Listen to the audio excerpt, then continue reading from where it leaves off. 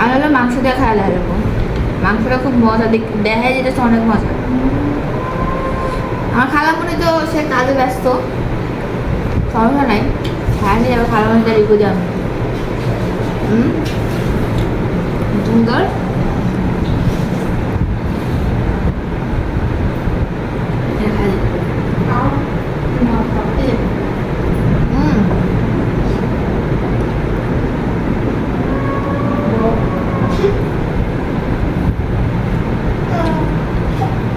কি তুই খাবি? মাংসটা অনেক মজা খাওয়ানি,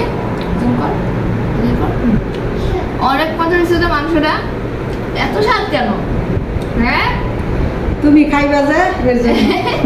আসলে খুব মজা। আর খালামণি কিন্তু ফ্রিজে রেখে কোনো জিনিস রান্না না, মশলা সেই মশলা বাইটা তারপর রান্না করছে। সকালবেলা ভোর 5টা বাজে উঠছি, উঠে পরে বাটাবাটি করছি, তারপর রান্না করছি। কারণ ভাগ্নি বলে কথা, কারণ একমাত্র ছোট বোনের মেয়ে, কারণ ভালোভাবে না খাওয়ার কারণ সবসময় তো আসা হয় না, আর সবসময় তো আসে না, এর জন্য তার মানে বোঝা গেছে।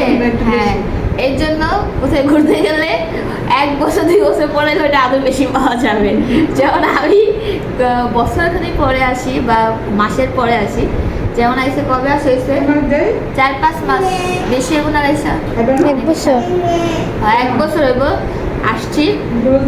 এই জন্য খালামণির বেশি ভালোবাসা পাচ্ছি, কিন্তু এমনি খালামণি খুব ভালোবাসে, যখনই আসি খুব ভালোবাসে।